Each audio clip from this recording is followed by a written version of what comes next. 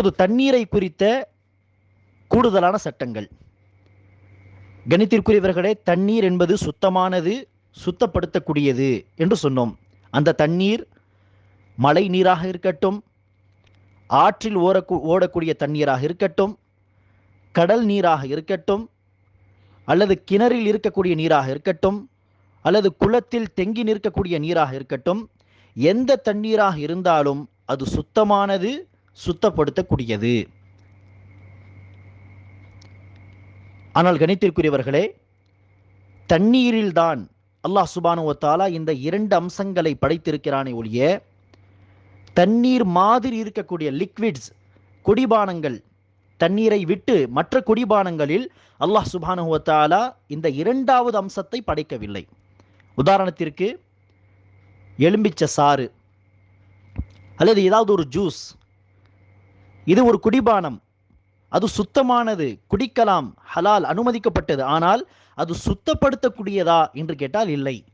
தண்ணீரில் அல்லாஹ் சுப்ஹானஹு வ தஆலா இரண்டாவது அம்சத்தை படைத்திருக்கிறானே, சுத்தப்படுத்தக்கூடிய தன்மை, அந்த தன்மை மற்ற குடிபானங்களில் கிடையாது. எனவேதான் தண்ணீர் இல்லாத பட்சத்தில் அல்லாஹ் தயமும் தான் செய்ய சொன்னானே ஒழிய, அல்லாஹ் என்ன செய்யவில்லை, பழச்சாறுகளை கொண்டு, ஜூஸை கொண்டு உது செய்யலாம் என்று சொல்லவில்லை. ரசூல் அவர்களும் கற்றுத்தரவில்லை. எனவே தண்ணீரில் தான் அல்லாஹ் சுப்ஹானஹு வ தஆலா இந்த இரண்டு அம்சங்களை படைத்திருக்கிறான். அது சுத்தமானது, சுத்தப்படுத்தக்கூடியது. பழச்சாறுகளில், ஜூஸுகளில் அல்லாஹ் சுப்ஹானஹு வ தஆலா ஒரு தன்மையை வைத்திருக்கிறான், அது சுத்தமானது, எனவே குடிக்கலாம், அனுமதி இருக்கிறது. ஆனால் அதை கொண்டு என்ன செய்ய முடியாது, தூய்மையை, தஹாரத்தை அடைய முடியாது. ஏனெனில் அது சுத்தப்படுத்தக்கூடியதல்ல. மேலும் கணித்திற்குரியவர்களே, தண்ணீர் எந்த தண்ணீராக இருந்தாலும் அது சுத்தமானது, சுத்தப்படுத்தக்கூடியது. ஆனால் அந்த சுத்தமான தண்ணி, சுத்தப்படுத்தக்கூடிய தண்ணி நஜீஸாக, அசுத்தமான நீராக மாறுமா என்று கேட்டால் ஆம். சுத்தமான நீர் என்பது அசுத்தமான நீராக மாற வாய்ப்புகள் உண்டு. அது எப்போ? இதை குறித்து இரண்டு சட்டங்களை நீங்கள் புரிந்து கொள்ளுங்கள். அதில் முதல் சட்டம், ஒரு தண்ணீர் அசுத்தமான தண்ணீராக எப்போது மாறும் என்று சொன்னால், முதல் சட்டம், அசுத்தமான நஜீஸ், அசுத்தம் ஏதேனும் ஒன்று தண்ணீரில் விழுந்து, அசுத்தம் விழுந்த பிறகு அந்த சுத்தமான தண்ணீர், அசுத்தம் விழுந்த காரணத்தினால் அந்த தண்ணீரின் நிறமோ அல்லது தண்ணீரின் சுவையோ அல்லது அந்த தண்ணீரின் வாடையோ மாறிவிட்டால் அந்த தண்ணீர் அசுத்தமான தண்ணீராக கருதப்படும். சட்டம் என்ன? அசுத்தம், நஜீஸ் விழுந்து தண்ணீரில், தண்ணீரின் நிறமோ அல்லது சுவையோ அல்லது வாடை, இந்த மூன்றில் ஏதேனும் ஒரு தன்மை மாறிவிட்டால் அந்த தண்ணீர் அசுத்தமான தண்ணீராக மாறிவிட்டது என்பது அர்த்தமாகும். உதாரணத்திற்கு, அசுத்தங்களில் ஒரு அசுத்தம் என்ன? இறந்த விலங்கு. உதாரணத்திற்கு, சுத்தமான தண்ணீரில் ஒரு எலி விழுந்து இறந்து விட்டது. இப்போது அந்த தண்ணீரில் அந்த எலி விழுந்த பிறகு தண்ணீருடைய வாடை, ஸ்மெல் மாறிவிட்டது என்று சொன்னால் அந்த தண்ணீர் என்ன? அசுத்தமான தண்ணீர். அதை குடிப்பதற்காகவோ, உது செய்வதற்காகவோ, குளிப்பதற்காகவோ அல்லது தொய்ப்பதற்காகவோ, நஜீஸை நீக்குவதற்காகவோ பயன்படுத்தக்கூடாது, ஹராம். அது நஜீஸான தண்ணீராக மாறிவிட்டது. உதாரணத்திற்கு, சில சமயம் பம்பை அடிப்போம், அந்த குழாயை அடித்தால் அதில் வரக்கூடிய தண்ணீர், குறிப்பாக சென்னை மக்களுக்கு தெரியும், அந்த தண்ணீரில் சில சமயம் ட்ரைனேஜுடைய ஸ்மெல், ட்ரைனேஜுடைய வாடை அடிக்கும். சில சமயம் தண்ணீர் அடிக்கும் பொழுது பம்பில் வரக்கூடிய அந்த தண்ணீர் ஆரம்பத்தில் கருப்பாகவே வரும், நிறமும் மாறி இருக்கும், சாக்கடை கலந்த காரணத்தினால். அப்படியே தொடர்ந்து தண்ணீரை அடித்து கொண்டே இருந்தால் ஒரு 10-20 குடம் தண்ணீரை வீணாக்கிவிட்ட பிறகு நார்மல் நிறத்திலே தண்ணீர் மாதிரி தண்ணீர் வர ஆரம்பிக்கும். ஆனால் இருந்தாலும் வாடை இருக்கும், அதில் சாக்கடையுடைய வாடை இருக்கும். எனவே அதை குறித்து இஸ்லாம் என்ன சொல்கிறது என்று சொன்னால், இப்போது நாம் பார்த்த சட்டத்தின் அடிப்படையில் சாக்கடை கலந்த காரணத்தினால் தானே சாக்கடையுடைய வாடை இந்த தண்ணீரில் அடிக்கிறது. பார்ப்பதற்கு நார்மலான தண்ணீராக இருந்தாலும் அந்த வாடை இதில் இருக்கிறது என்று சொன்னால் என்ன அர்த்தம்? அந்த தண்ணீரை குடிக்க கூடாது, அதை கொண்டு உது செய்தாலும் உது ஆகாது, அதை கொண்டு குளித்தாலும் குளிப்பு கடமை அது நிறைவேறாது, நஜிஸை நீக்கினாலும் அது நஜிஸ் பட்டது என்று கருதப்படாது. எனவே அந்த தண்ணீர் அசுத்தமான தண்ணீர், அதை பயன்படுத்துவது ஹராம். இதற்கான ஆதாரம் என்ன? அசுத்தம் கலந்து நீரின் சுவையோ நிறமோ வாடையோ மூன்றில் ஏதாவது ஒன்று மாறிவிட்டால் அந்த தண்ணீர் அசுத்தமானது என்று சொல்வதற்கு என்ன ஆதாரம் என்று சொன்னால், அறிஞர் பெருமக்களுடைய ஒருமித்த கருத்து, இஜ்மா தான் இதற்கான ஆதாரம். இந்த விஷயத்தில் யாரும் என்ன செய்யவில்லை, கருத்து வேறுபாடு கொள்ளவில்லை. இரண்டாவது கருத்து யாரும் சொல்லவில்லை. எந்த ஒரு மார்க் அறிஞரும் ரசூல் அவர்கள் சென்ற அந்த காலத்திலிருந்து இந்த காலம் வரை எந்த ஒரு ஆலிமும் என்ன செய்யவில்லை, அசுத்தம் விழுந்த பிறகு அசுத்தம் கலந்த காரணத்தினால் தண்ணீரின் நிறம் மாறினாலும் பிரச்சனை இல்லை, பயன்படுத்தலாம் என்று சொல்லவில்லை. அசுத்தம் கலந்த பிறகு நீரின் வாடை மாறினாலும் பிரச்சனை இல்லை, சுவை மாறினாலும் பிரச்சனை இல்லை, அது சுத்தமான தண்ணீர் தான், பயன்படுத்துங்கள் என்று யாருமே சொல்லவில்லை. எல்லோரும் இந்த சட்டத்தை தான் சொல்கிறார்கள். தண்ணீரில் அசுத்தம் கலந்து அந்த தண்ணீரின் நிறம் சுவை அல்லது வாடை ஏதேனும் ஒன்று மாறிவிட்டால் அந்த நீர் அசுத்தமான நீராக மாறிவிட்டது, அதை பயன்படுத்தக்கூடாது. ஒருமித்த கருத்தாக இருக்கிறது. இந்த கருத்து ஒரு ஹதீஸில் சொல்லப்பட்டிருக்கிறது. ஆனால் அந்த ஹதீஸ் பலவீனமான ஹதீஸாக இருக்கிறது. ஆனால் அந்த ஹதீஸில் சொல்லப்பட்ட கருத்து என்பது சரியான கருத்து. எல்லா அறிஞர்களும் அதை தான் சட்டமாக சொல்கிறார்கள். கணித்திற்குரியவர்களே, இங்கு ஒரு கேள்வி. தண்ணீரில் சோப்பு விழுந்துவிட்டு அந்த தண்ணீரின் நிறமும் சுவையும் மாறிவிட்டது. இப்போது அந்த தண்ணீரை பயன்படுத்தலாமா கூடாதா? சோப்பு விழுந்த காரணத்தினால் தண்ணீரின் நிறம் வெள்ளையாக மாறிவிட்டது உதாரணத்திற்கு, சுவையும் மாறிவிட்டது, வாடையும் மாறிவிட்டது, சோப்புடைய வாடை அடிக்கிறது தண்ணீரில். இப்போ அந்த தண்ணீரை பயன்படுத்தலாமா கூடாதா? அந்த தண்ணீரை குறித்து இஸ்லாம் என்ன சட்டம் சொல்கிறது என்று சொன்னால், கண்டிப்பாக அந்த தண்ணீரை பயன்படுத்தலாம், தாராளமாக பயன்படுத்தலாம்.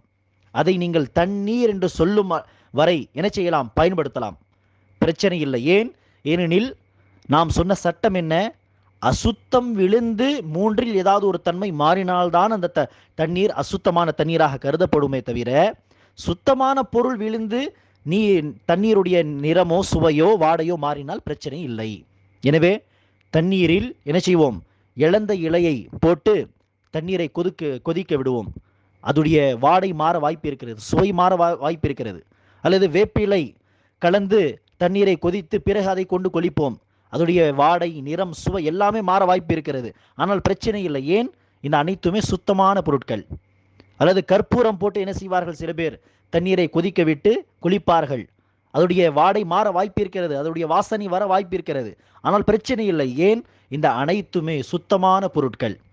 சுத்தமான பொருட்கள் கலந்து வாடை நிறம் மாறினாலும் பிரச்சனை கிடையாது. அசுத்தமான நஜிஸ் விழுந்து மாறினால்தான் பிரச்சனை. அந்த நீர் அசுத்தமான நஜிஸ் நீராக மாறும். ஆனால் எதுவரை என்று சொன்னோம், அந்த நீரை தண்ணீர் என்று நீங்கள் சொல்லும் வரை. உதாரணத்திற்கு தண்ணீரில் எலுமிச்சை சாறு விழுந்து விட்டது. இப்போ அந்த தண்ணீரை பயன்படுத்தலாமா கூடாது என்று சொன்னால் பயன்படுத்தலாம். அது புளிப்பாக, அந்த தண்ணீர் புளிப்பாக இருந்தாலும் சரி, அந்த சாறு விழுந்த காரணத்தினால், ஏனெனில் அது சுத்தமான ஒன்று. ஆனால் அந்த எலுமிச்சை சாறை ஜூஸை கலந்து கலந்து கலந்து பெரிய அளவிலே பெரிய குவான்டிட்டியிலே அது தண்ணீர் என்று சொல்ல முடியாமல் அது எலுமிச்சை சாறாக மாறிவிட்டால் அதுடைய சட்டம் மாறிவிடும். அது சுத்தமானது. அந்த எலுமிச்சை சாறை நீங்கள் எடுத்து குடிக்கலாம், ஆனால் அதை கொண்டு உது செய்ய முடியாது. ஏனெனில் அந்த இரண்டாவது தன்மை அது இழந்துவிடும், சுத்தப்படுத்தக்கூடிய தன்மை. எனவே அதை நீங்கள் தண்ணீர் என்று சொல்லும் அளவிற்கு நீங்கள் என்ன செய்யலாம், தண்ணீர் என்று சொல்லும் காலம் வரை அதை நீங்கள் பயன்படுத்தலாம், சுத்தமான பொருட்கள் கலந்தால். இப்போது கணித்திற்குரியவர்களே, இன்னொரு கேள்வி. நஜீஸ் தண்ணீரில் விழுந்து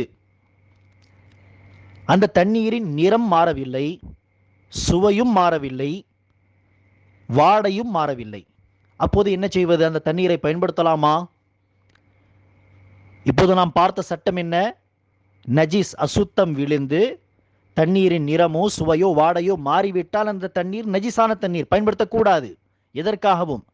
ஆனால் இப்போது நான் கேட்ட கேள்வி என்ன, நஜீஸ் அசுத்தம் விழுந்து எதுவும் மாறவில்லை, தண்ணீர் அப்படியே இருக்கிறது, ஆனால் நஜீஸ் விழுந்து இருக்கிறது. நஜிஸ் விழுந்திருப்பதை நாம் பார்க்கிறோம். ஆனால் தண்ணீர் அப்படியே தான் இருக்கிறது. வாடையும் மாறவில்லை, சுத்தமும் மாறவில்லை, அதுடைய நிறமும் மாறவில்லை, சுவையும் மாறவில்லை. யதார்த்தமான நிலையில் அந்த தண்ணீர் இருக்கிறது. இதை பயன்படுத்தலாமா கூடாதா என்று சொன்னால் தாராளமாக இந்த தண்ணீரை பயன்படுத்தலாம். எனில் நாம் இப்போது நாம் சொன்ன சட்டம் இந்த தண்ணீரில் பொருந்தவில்லை. எனவே இதை தாராளமாக பயன்படுத்தலாம். அதற்கான ஆதாரம் என்ன? நஜிஸ் விழுந்த பிறகும் தண்ணீர் யதார்த்தமான நிலையில் இருந்தால் தாராளமாக அந்த தண்ணீரை பயன்படுத்தலாம் என்று சொல்வதற்கு நசஇ நூலின் 327 ஹதீஸ். அதே செய்தி அபூதாவூத் ஹதீஸ் நூலில் 66 செய்தியாக ஹதீஸாக பதிவு செய்யப்பட்டிருக்கிறது. நசஇ 327, அபூதாவூத் 66. அதில் வந்த செய்தி என்ன? மதீனாவில் புதாஆ என்கிற ஒரு கிணறு இருந்தது. அந்த கிணறின் தண்ணீரை கொண்டு ரசூல் அவர்கள் உது செய்வார்கள் தொழுகைக்காக. அந்த கிணறில் ஒரு நாய் இறந்து கிடப்பதாக பார்த்த சஹாபா வந்து சொல்கிறார்கள், யா ரசூலல்லாஹ், புதாஆ கிணறுடைய தண்ணீரை கொண்டா நீங்கள் உது செய்கிறீர்கள்? அந்த கிணற்றில் நாய் இறந்து கிடக்கிறது, அசுத்தமான துணி அதில் கிடந்திருக்கிறது என்று ரசூல் அவர்களிடத்திலே சஹாபா பெருமக்கள் வந்து சொன்னார்கள். அப்போது ரசூல் அவர்கள் சொன்னார்கள், அது சுத்தமான தண்ணி, அது சுத்தமான தண்ணி என்று சொன்னார்கள். எதற்காக? இறந்த நாய் என்பது நஜிசான ஒன்று, அசுத்தமான துணிகளும் அதில் இருக்கிறது என்று சஹாபா பெருமக்கள் சொன்னார்கள். இரத்தம் பட்டிருக்கக்கூடிய துணிகள் இருந்தாலும் ரசூல் அவர்கள் அந்த தண்ணீர் சுத்தமானது என்று சொன்னார்கள். எதற்காக?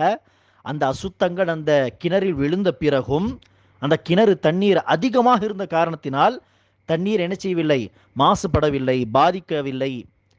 அது சுத்தமாகவே இருந்தது. வாடை மாறவில்லை, நிறம் மாறவில்லை, சுவை மாறவில்லை அந்த நாய் விழுந்த பிறகும். எனவே தான் ரசூல் ஸல்லல்லாஹு அலைஹி வஸல்லம் அவர்கள் அதை பயன்படுத்தினார்கள். எனவே இத்தகைய தண்ணீரை குறித்து வஸ்வசா வரலாம். ஷைத்தான் என்ன செய்யலாம்? வஸ்வசா போடலாம். அதில் நாய் விழுந்திருக்கிறதே, அதில் அசுத்தங்கள் கலந்திருக்கிறதே, எதற்காக பயன்படுத்துகிறாய் என்று. மார்க்கம் சொல்லக்கூடிய சட்டம் என்ன என்று கேட்டால் அது சுத்தமான தண்ணீர், தாராளமாக பயன்படுத்தலாம். ரசூல் அவர்கள் இப்படி பயன்படுத்தி இருக்கிறார்கள். ஆம், உங்களுக்கு அருவருப்பாக இருந்தால் நீங்கள் தவிர்த்து கொள்ளுங்கள், பிரச்சனை இல்லை. ஆனால் மார்க்க சட்டம் என்ன என்று கேட்டால் அந்த தண்ணீர் சுத்தமானது.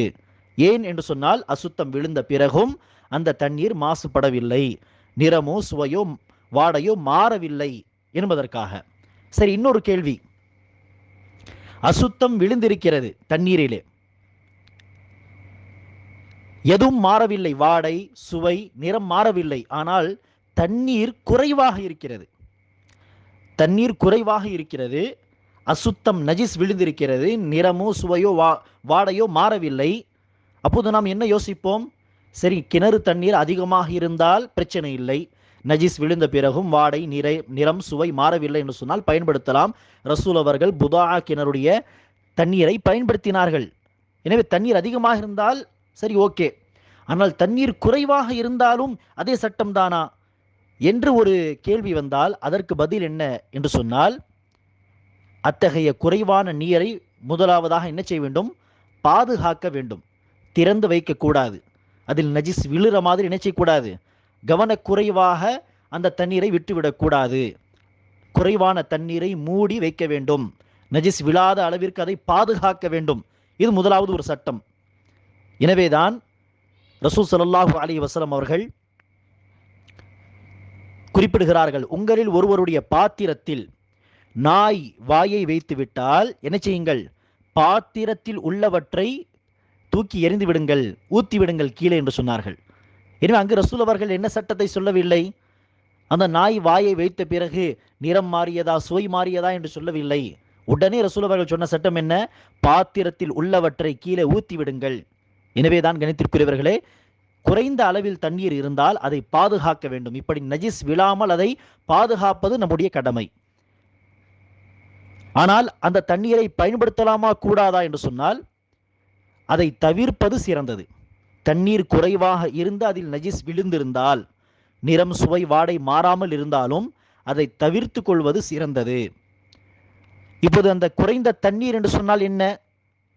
அதோடைய அளவு என்ன என்று சொன்னால், ரசூல் ஸல்லல்லாஹு அலைஹி வஸல்லம் அவர்கள் அபூதாவூத் நூலின் 63ஆம் ஹதீஸிலே குறிப்பிடுகிறார்கள். ஹதீஸ் நம்பர் 63. ரசூல் அவர்கள் குறிப்பிடுகிறார், தண்ணீர் 2 குல்லத்தைன் அளவிற்கு இருந்தார் அது நஜீஸ், அசுத்தத்தை ஏற்றுக்கொள்ளாது. அசுத்தம் விழுந்தால் உடனே என்ன செய்யாது, அந்த தண்ணீர் மாசுபடாது. ரசூல் சொன்ன அளவு என்ன? 2 குல்லா. குல்லா என்று அந்த காலத்தில் பயன்படுத்தப்பட்ட ஒரு பானை. அந்த பானையை வைத்து ரசூல் அவர்கள் அளவு சொல்கிறார்கள். அந்த பானை 2 பானை அளவிற்கு தண்ணீர் இருந்தால், அதில் நஜிஸ் விழுந்தால் அது சீக்கிரமா என்ன செய்யாது, மாசுபடாது. நஜிஸாக அந்த தண்ணீர் மாறாது. நஜிஸை, அசுத்தத்தை இது ஏற்றுக்கொள்ளாது.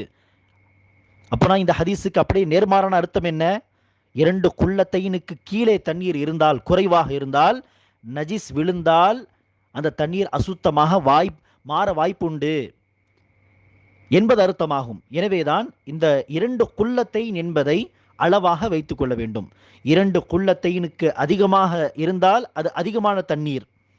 அதற்கு நாம் முன்னரே சொன்ன அந்த சட்டம், அசுத்தம் விழுந்து நிறமோ சுவையோ வாடையோ மாறினால்தான் அந்த தண்ணீர் அசுத்தமான தண்ணீராக கருதப்படும். ஆனால் 2 குல்லத்தைனுக்கு கீழே இருந்தால், குறைவாக இருந்தால், அசுத்தம் நஜிஸ் விழுந்திருந்தாலே, குறிப்பாக ரொம்ப மோசமான நஜிசுகள், அசுத்தமான விஷயங்கள் விழுந்திருந்தால் அதை தவிர்த்து கொள்வது சிறந்தது. அடுத்தடுத்து இன்ஷா அல்லாஹ் மேலும் பல சட்டங்களை நாம் பார்ப்போம். அஸ்ஸலாமு அலைக்கும் வரஹ்மத்துல்லாஹி வபரகாத்துஹு.